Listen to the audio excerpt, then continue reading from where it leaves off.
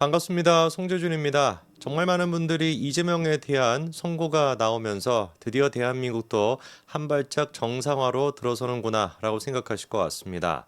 근데 가만히 생각해 본다면 저희 입장에서야 대한민국의 법치 국가가 다시 이제 바로 세워진다라는 정도의 그리고 또 참 저질이 됐었던 대한민국 정치가 다시금 회복한다. 뭐 이 정도 수준의 의미를 부여한다라고 해도 이재명 주변에서 실질적으로 피해를 봤던 분들 입장에서는 이재명에 대한 선거를 보면서 과연 무슨 생각을 하겠습니까? 이번에 지금 김문기 씨 같은 경우는 유족들의 입장이 몇 번 나왔습니다. 참 진짜 이재명이가 김문기 씨의 발인 날 그렇게 산타클로스 복장을 입고 김혜경이랑 춤을 추는 걸 보면서 분통이 터졌다라는 얘기부터 시작해서 이번에 선거법 위반에 대한 재판 결과가 나오고 그나마 김문기 씨에 대한 그 위로가 되지 않았을까. 참으로 지금까지 억울했다라고 하는 입장도 나왔었죠. 특히나 가족들을 분노하게 만들었던 것은 김문기 씨를 그냥 단순히 하급 직원 취급했던 거. 저는 이게 굉장히 좀 의미가 있다라고 보는 것이 애당초 하급 직원이라고 본다라는 것 자체가 코미디죠. 그냥 단순히 이재명이가 이 김문기 씨에 대해서 갖고 있던 인식이 이번 재판을 통해서 드러난 게 뭐였습니까? 자기 그냥 뭐 수족 수발 들어주는 정도 그리고 뭔가 이렇게 의전 같은 거 담당하는 그 정도의 직원이다라고 인식했다라는 거 아니에요? 그게 딱 뭡니까? 전형적인 불법적으로 공무원을 갖다가 사적으로 이용하는 사람들의 마인드셋인 겁니다. 김혜경도 그렇고 이재명도 그렇고 배소연에 대해서 김문기 씨에 대해서 그리고 또 뭐 주변에 있던 많은 사람들에 대해 가지고 자기 그냥 몸종 부리듯이 그렇게 부리고 있었다라는 것이죠. 평생을 이재명을 위해서 충성을 다했던 사람조차 그런 식으로 헌신 버리듯이 버렸던 게 이재명이고 가족들의 유족들의 그 가슴을 짓밟았던 게 이재명인데 이번에 유동규 씨가 방송에 나와가지고 굉장히 좀 중요한 이야기 한 가지를 했습니다. 지금까지 우리가 알고 있는 이재명을 둘러싸고 극단 선택을 하신 분들이 몇 명 있죠, 그렇죠? 대표적으로 이제 그 유한기 씨도 있었고요, 김문기 씨도 있었고 전영수 씨도 있었습니다.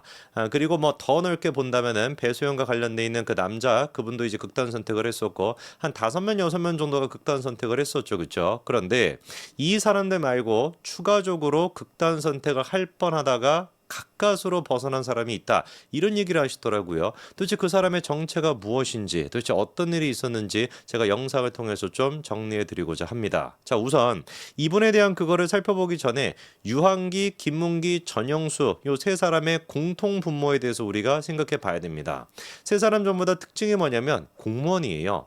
이 공무원인 분들은 아실 것이고 그리고 주변에 또 공무원 있으신 분들은 알겠지만 제일 중요한 게 뭐겠습니까? 시키는 대로 한다? 이거 아니겠습니까? 그렇잖아요. 공무원이 만약에 시키는 대로 하지 않고 자기 그냥 뭐 의사대로 자기 어떤 나름대로의 판단대로 하게 된다면 이 공무원 조직이 어떻게 유지가 되겠어요?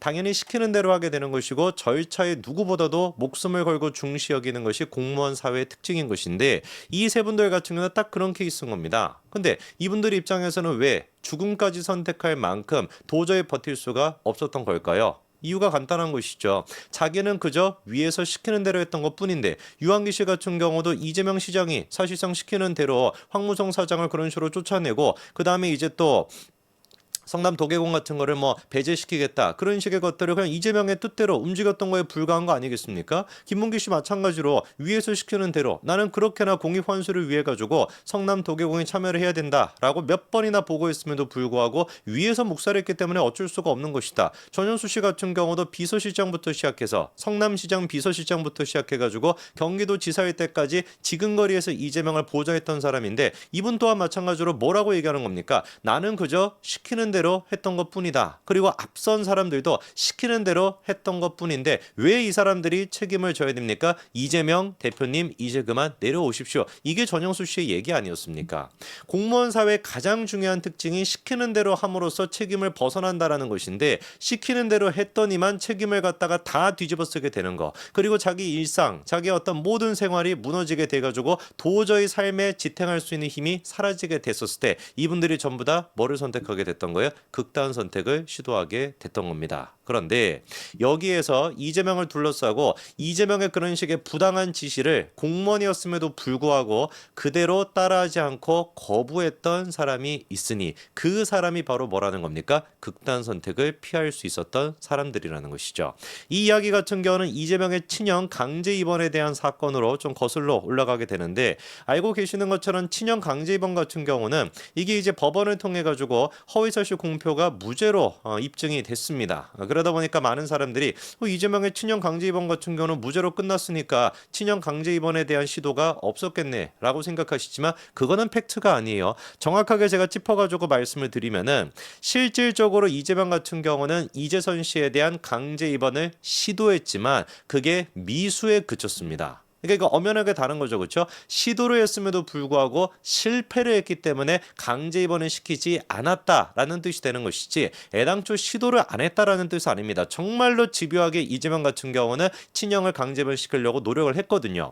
예를 들어 가지고 2012년도 당시에 보건소장에게 자기 친형을 정신병원에 입원시키도록 지시 독촉했다라고 하는 게 법원을 통해서 확인이 됐고요. 입원 서류를 준비시키고 청원경찰 2명까지도 동원해가지고 집 앞에 앰뷸런스를 대기시켜가지고 사실상 구속시킬 준비를 전부 다 끝내놨습니다. 그래서 대법원 같은 경우도 어떻게 했습니까? 친형에 대한 강제 입원을 지시하고 독촉한 사실이 인정된다라고 전부 다 명시를 했던 거예요. 다만 그게 마지막에 가서 실패하게 되고 이재명 스스로도 무슨 여론이 시끄러워질 것 같아가지고 포기했다. 안 하게 됨으로써 미수에 그친 것이지 시도는 분명히 했습니다. 그러면 어느 정도로 이거를 집요하게 시도를 했고 누가 도대체 이재명의 그런 불합리한 불법적인 지시를 거부했던 거냐? 바로 보건소장입니다. 이 보건소장에 대해 가지고 당시 이제 그 이번에 유동규 씨가 하는 얘기도 백종선 여러분 아시죠? 그렇죠? 무슨 깡패 같은 그런 사람 이재선한테 폭력 문자 보냈던 사람 있지 않습니까? 그 백종선 같은 경우는 난리를 쳤다는 거예요. 앰뷸런스 준비해놓고 다 해놨고 지가 분명히 해놨다 하겠다라고 얘기해놓고 막판에 가가지고 이거를 거절해가지고 무산이 됐다라는 식으로 백종선 씨가 난리를 쳤었는데